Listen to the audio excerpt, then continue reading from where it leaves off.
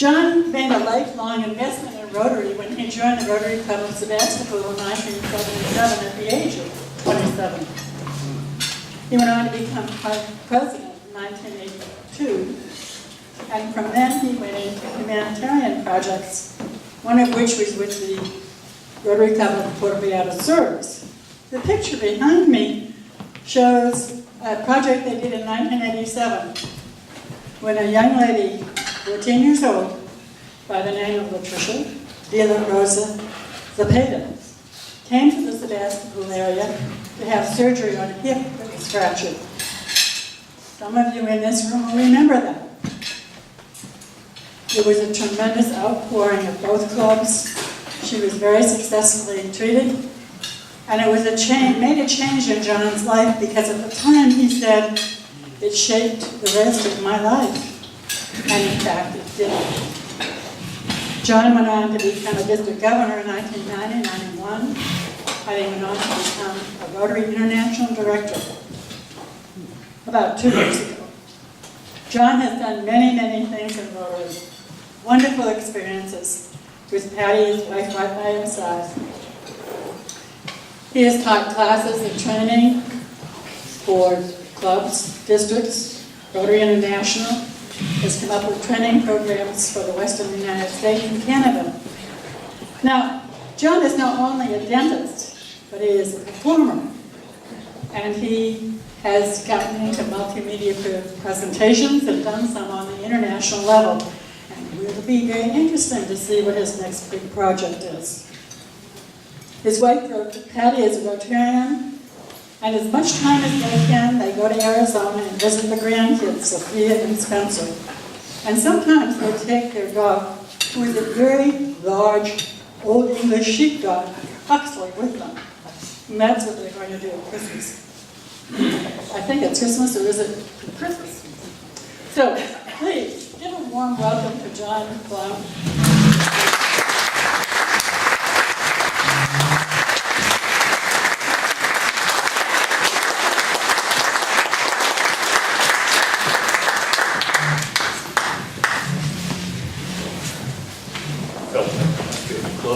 Everybody standing, I thought they were all going to leave. Thank you, Elaine, for the great introduction. I think most of you know that I've been doing this Rotary thing for quite a few years. That picture kind of proves it. Patty looks the same. Who was that skinny guy? Yeah, Patty does look about the same. I'd like to start my presentation with a short story about our Rotary Club, your club sponsor, the club that was started in 1925. And sadly, very few of our charter members still attend. I think we have one, maybe. But in 1983, our club board voted to send our incoming president every year to the International Convention. No matter where it was, no matter what it cost, we were going to send that person. And in fact, that first year we sent Dave Matson, who most of you know, to Toronto, Ontario, Canada, and he brought back this unique idea called Suitcase Night. And this concept of raising large funds of money for our community. By the way, in 2018, our Rotary International Convention returns to Toronto. Just saying. So, the president each year would come back from these conferences, these conventions, totally motivated, on fire for Rotary, passionate about Rotary. And we would ask them to give a presentation to us at the club, and invariably, it was absolutely terrible. We used to giggle that the president was going to get up and try and express his or her feelings of what it was like being at this international convention, in this sense of being with thousands of people from around the world that had this same kind of a concept for Rotary, that really were driven, and they all came away passionate about the organization and what that experience was like, what the feel was. And almost universally, words and even pictures would fail them.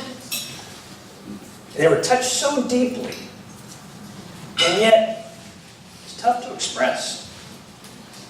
Well, fast forward to this year. A few months before our president, David Schreibman, took office, he asked me if I would speak at our first meeting and convey the feeling of Rotary. He said, and I wrote it down, we hear and have come to know a lot about Rotary from the front of our club for the past few years. We know the facts and the accomplishments, the goals and the stuff. What I want the club members to experience as we start the year is the feel, the passion, the emotion, the motivation, the why Rotary. The sense of Rotary that you've seen and gotten around the world. Linda called me a month and a half or so ago and asked me to do much the same thing. Sure, David. Linda. The feel. The feel. That thing that the president-elects would come back with each year when they visited the International Convention. The feel. You're setting me up to fail. Miserably. But of course I'll try, so please bear with me.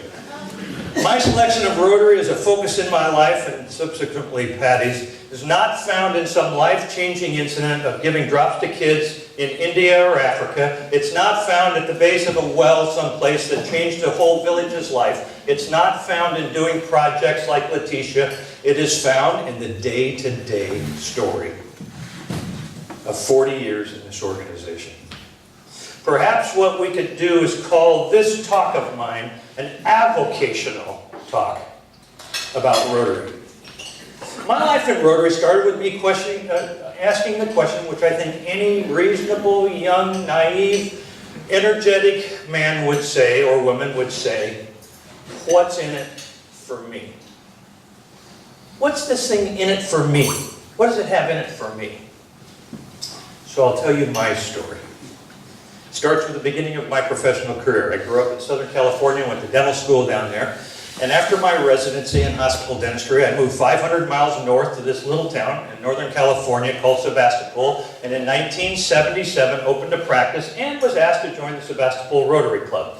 I knew nothing about Rotary. I knew nothing about this area. I had a total of 6 people in the whole Northern California region that I knew, and I started in this Rotary Club in 1977. My understanding of Rotary came from my brother-in-law, who was a charter member of the West Santa Rosa Club, lived in Santa Rosa. And I didn't know much, but what I did know is that he had a lot of fun. I'd heard stories of their debunkings, and he made it apparent to me that everybody that was anybody in town was in Rotary. In fact, he instilled in me the phrase, which may make you laugh, that in a town across the United States, if you go into that town, you'll find that Lions work in the town, Kiwanians manage the town, and Rotarians own the town. And it sounded okay to me. So I joined, and it was fun. I was one of the youngest, in fact, I was the youngest guy in the club, and I had no history in the area, as I said. And I was a bit in awe of the right people that were in that club. People whose names appeared on storefronts and office fronts and even street signs. I was given Rotary information by 2 gentlemen, 3 times my age.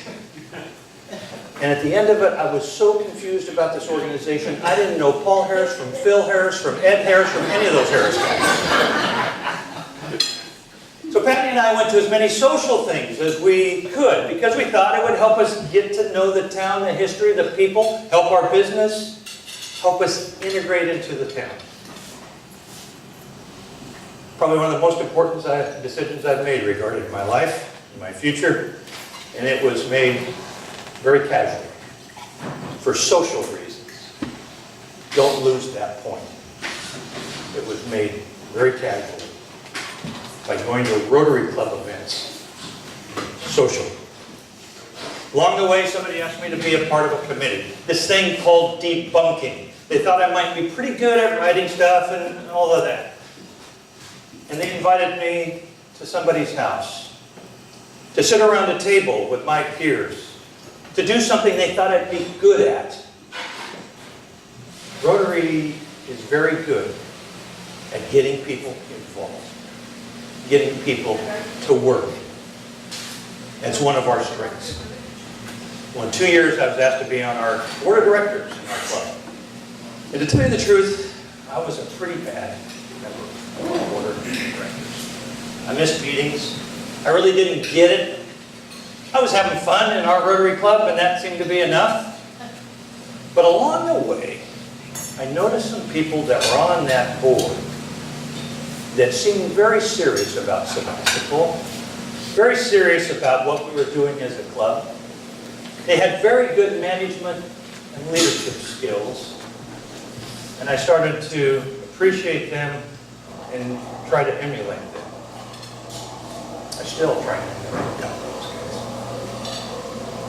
4 years into my Rotary career, I was asked to be president of our Rotary Club.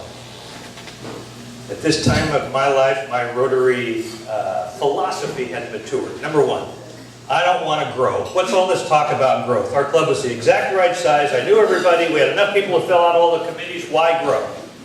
Number two, what's this international stuff? I don't want anything to do with that. I'm a member of other organizations that have this international approach, church, whatever. Rotary was my community organization. It fit right into that hole. Number three, what's a governor? What's a district? I hated bureaucracy. I still hate bureaucracy. And that just seemed like more bureaucracy. I had this terrific idea that what was in it for me would be to lead these people into doing great things. And so I came up with this incredible concept of how to up our fundraising before Suitcase Night. My idea was called English Week. We'd invite 25 couples from England. They'd come over here, the wine country. We'd wine and dine them. We'd basically be their travel agency or travel agent and tour guide. We'd charge them for that. And it penciled into us making $20,000. We worked the whole first part of the year on the planning of it. It was going to be incredible. We were going to go from that pancake breakfast, you know, that thing where you sell the tickets, you make the pancakes, you clean up, you do all of that stuff, and make $2,000. We were going to make $20,000. Suitcase Night totaled a grand total of minus $61. And although we had an okay year and did something in our community, the one thing that I really noticed from that was the club members patted me on the back and said, "Thanks for trying. Good for you. We had fun planning it." Sure, it was a terrible failure.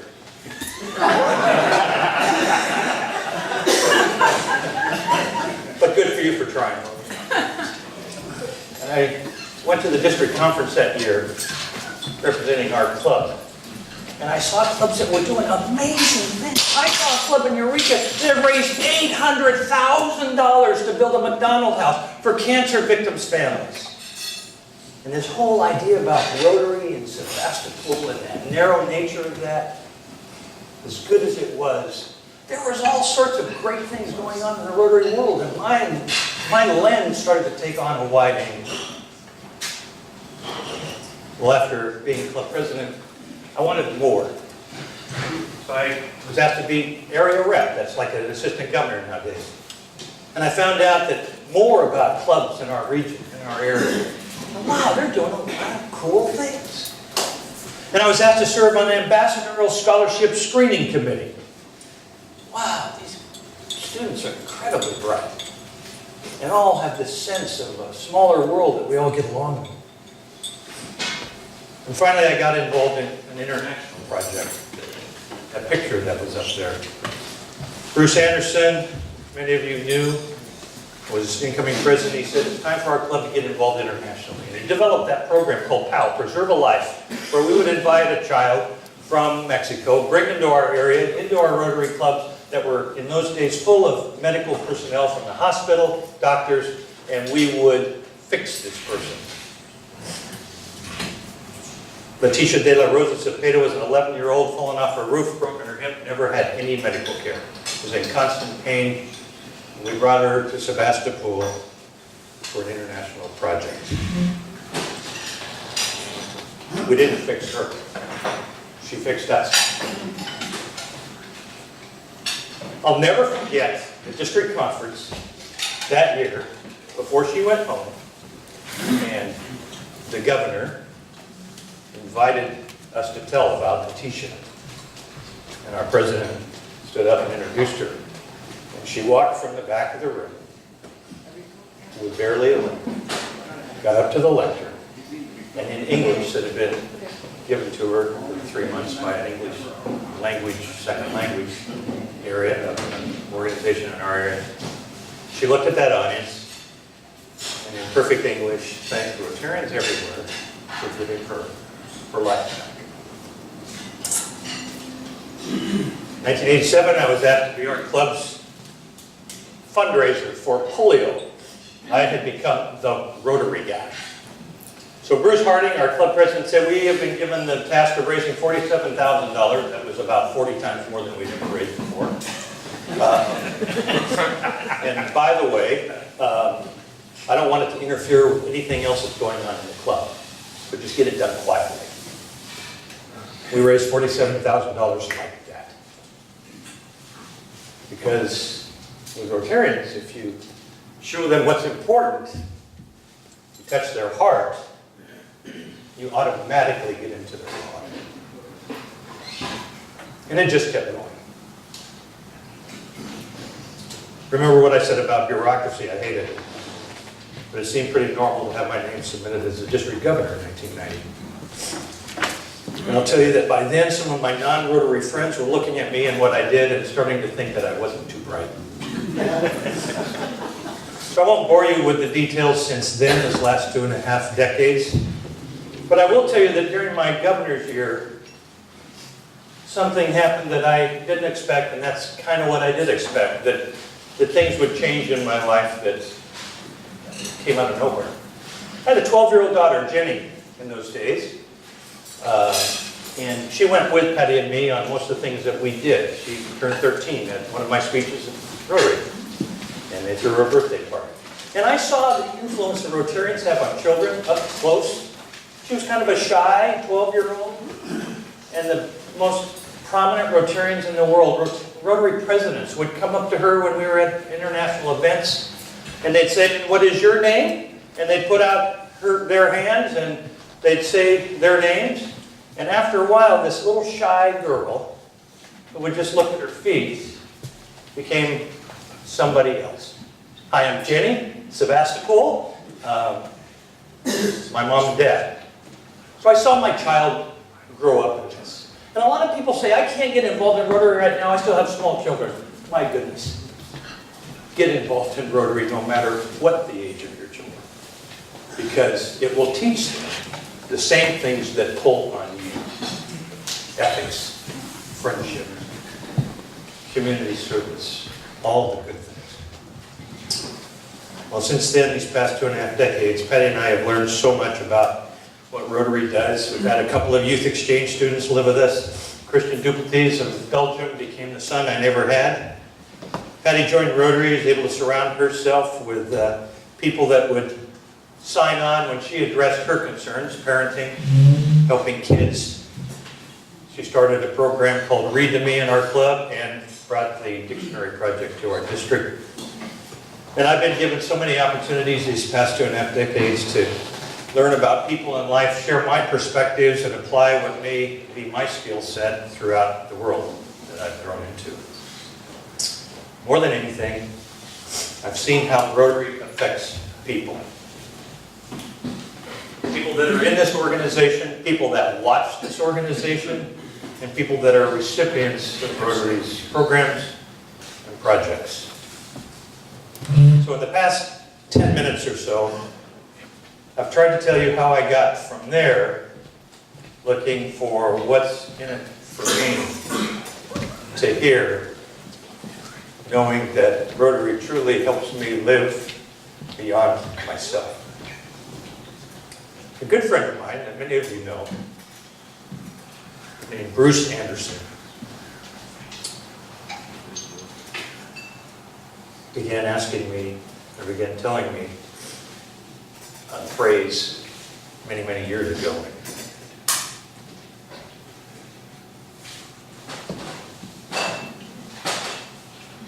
I understand your feelings, Scott.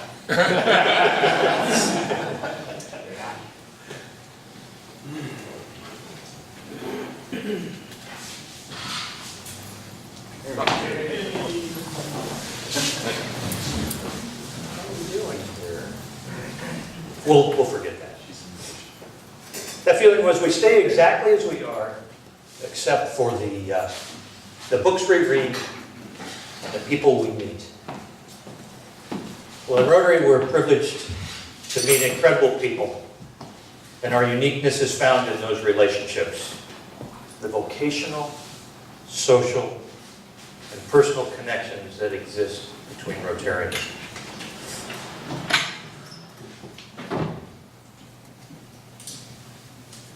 I think we're going to leave it. And we can see and read volumes of inspirational stories about Rotarians everywhere. And we can meet with Rotarians constantly. And I hope in the months and the years ahead that you realize the value of your membership in this organization.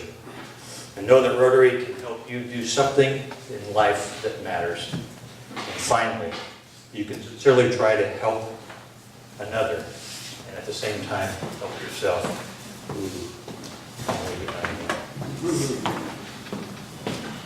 And there's music. Realize the value of your membership.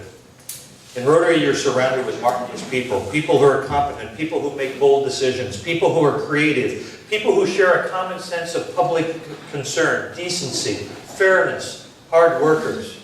Spend time with them regularly. Show up at club meetings and social and work events. Being together with your peers in leadership and business is really the magic that Paul Harris, Sylvester Shield, Hiram Shorey, and Gus Lure discovered over a century ago. You know, Rotary membership offers you extraordinary benefits, like personal growth and true friendships with your peers. Peers who are positive, responsible people who share ideas and try to make a difference in everything they do. It's good because of professional development and leadership, communication, public speaking, organizational management, production of events and programs and projects. Rotary membership offers you benefits like continuing education every week to help you in your business, in your knowledge of your community and the world community. And if Rotary is important, then you need to start sharing it with others, telling them why they need Rotary, instead of focusing on why Rotary wants them. Never miss the incredible opportunities to connect in friendships, in your vocation, and in the ability to serve. I know you will build relationships that will continue throughout the years, and Rotary will always be a satisfying element in your lives. You see, Rotary is not a service organization that has members.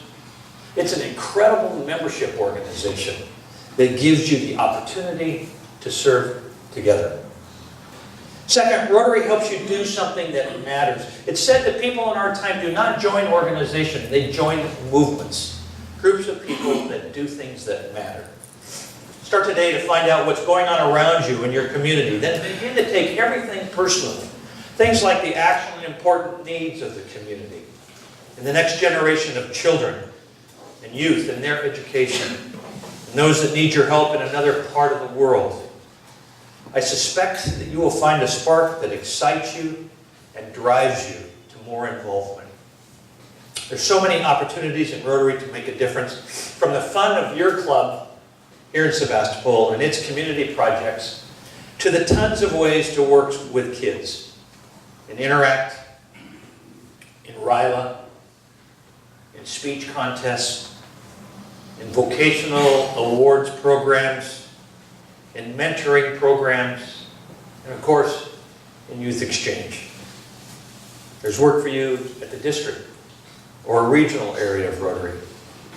And become active in Rotary around the world with an international project of the Rotary Foundation, finishing up Polio Plus, or just traveling in a fellowship organization.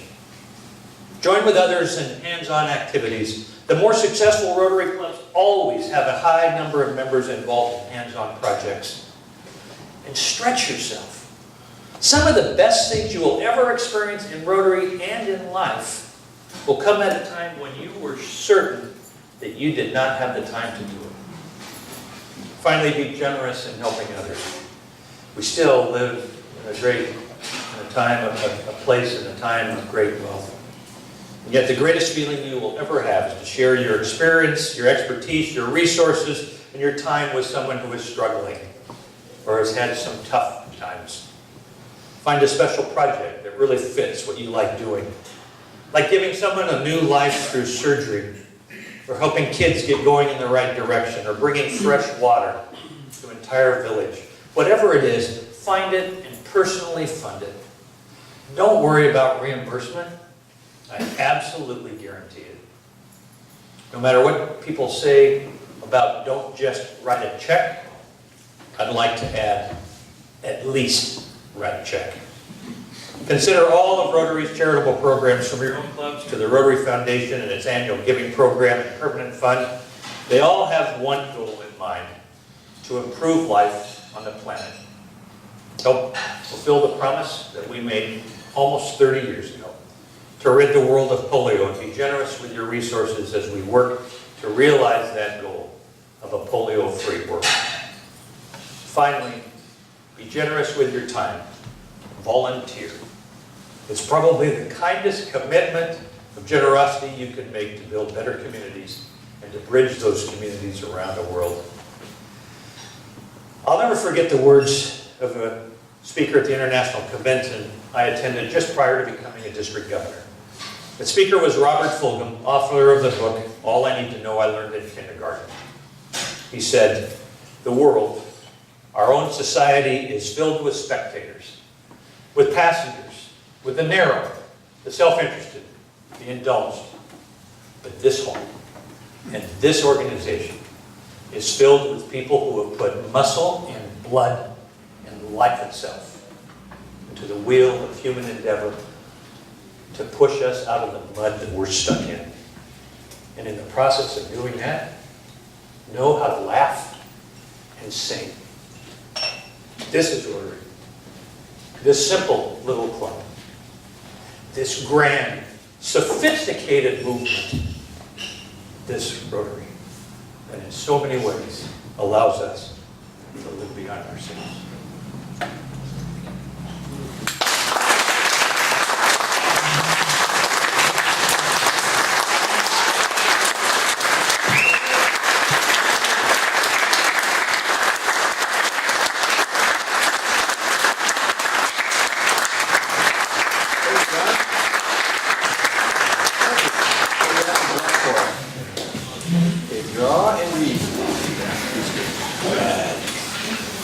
Last four digits, 7302. Nobody? No takers?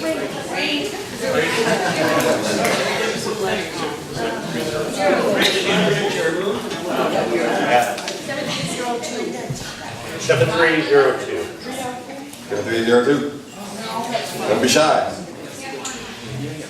Linda? Oh, okay. Keeping them close.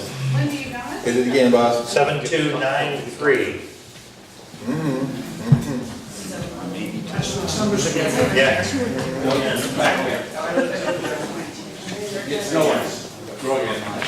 You got last week's tags. 7297.